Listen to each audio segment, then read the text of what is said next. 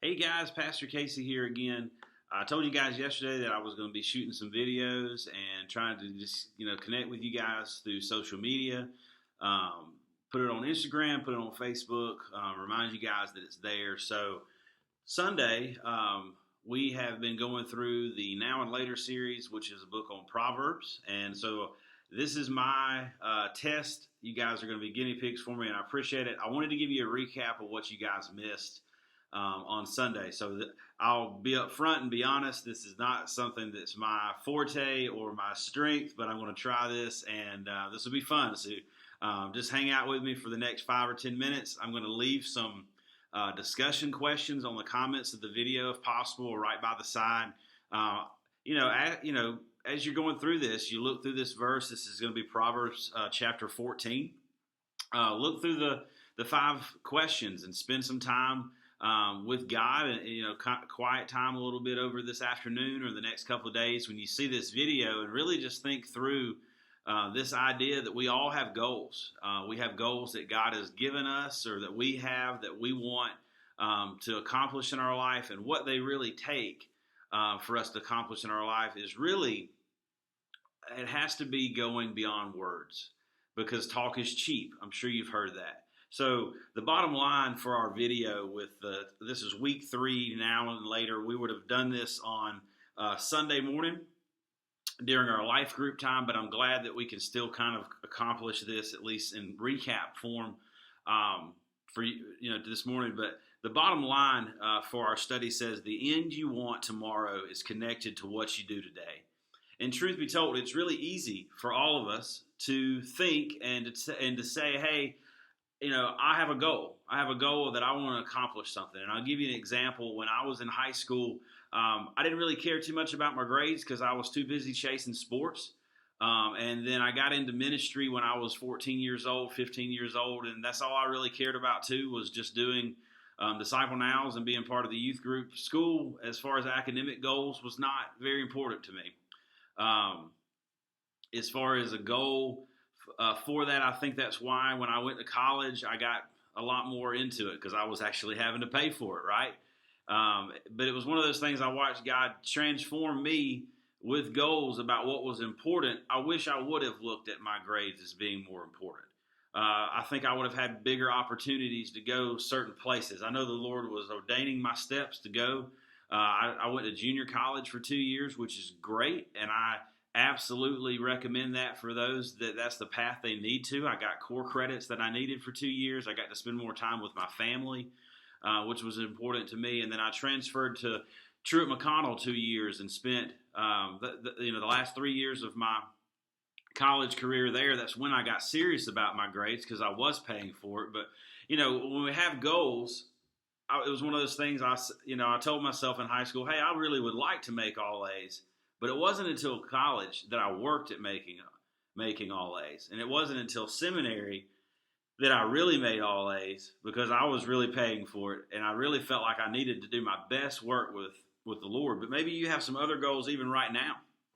This sheet that we talked about was, maybe it's getting in shape, or making the sports team next year at school, or learning how to play an instrument like guitar. Talk is cheap. What are you really doing to accomplish your goals? So our verse came out of Proverbs 14:23. All hard work brings a profit, but mere talk leads only to poverty. So let me read that again. Proverbs 14:23. All hard work brings a profit, but mere talk leads only to poverty. So what this really is talking about is more than just finances. We hear the word, poverty, or we hear the word profit, and we automatically think money. But here's the deal. No one got to where they wanted to be in life for very long just by mere luck. You may be going to school right now with people that don't even have to study before that math test or that science test or whatever, and you're going, man, this comes so easy to them.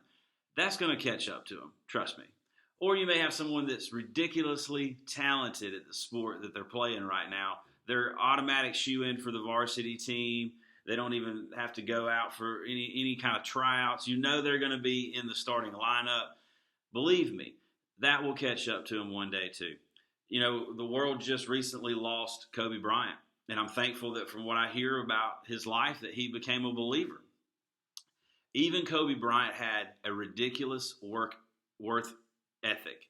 He was willing to continue to hone his craft. I don't know if you guys know that, but anytime you see sports on television and you see these guys, making these crazy shots, Seth Curry can make a shot from half court and not even blink, or you see LeBron James's career lasting, almost 2 decades now, believe it or not.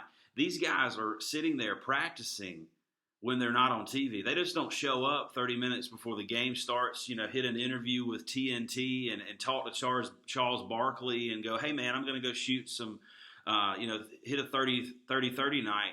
No, these guys are working on their craft. When you see these guys on the golf course making these ridiculous shots and these putts, and you're going, hey, man, I can't do that.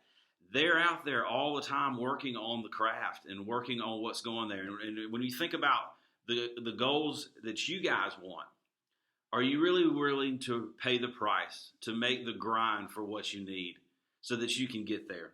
All hard work brings a profit, but mere talk leads only to poverty. Even beyond the finance that we think through this, it's actually telling us that all hard work brings a profit. Maybe that profit isn't something that you can see in the immediate gain, but maybe you're learning what it means to work hard. Maybe you're learning what it means to work with others. No matter what you do, even if you decide to go into business for yourself, there's going to be a time where you still have to work with others. And even now, you can make goals to be a good teammate. And you can make goals to be, unselfish. And God is going to honor that. God is going to honor those that simply want to work hard. God is a God that asked Adam in the Garden of Eden. Even this goes back even to the beginning. I want you to work. I want you to work because man has a relationship with me. And we are destined to be in community with one another. We're destined to have a working relationship with the Lord. And God wants us to be diligent with the time that he has here. What are you doing with that? What are you doing knowing that you may have some goals? You may have some goals to even finish out this school year if we get to come back, and I sure hope we do.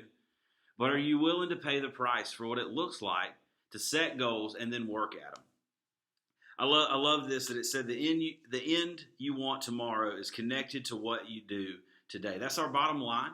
I mentioned that before. The end you want tomorrow is connected to what you do today. What you're doing today really matters. What you do today with your time really matters. You guys are in a unique situation right now with school being out, where it would be really easy for you guys to just chill, hang out on Instagram, Facebook, wherever, Twitter, check a next documentary, check the next miniseries that you guys want to check out on Netflix, catch up at home.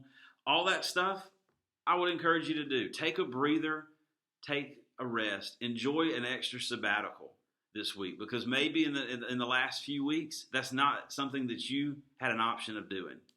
But don't let that 1 or 2 day sabbatical turn into you becoming lazy and forgetting the goals that you might have, even academically, socially, sports, any of that.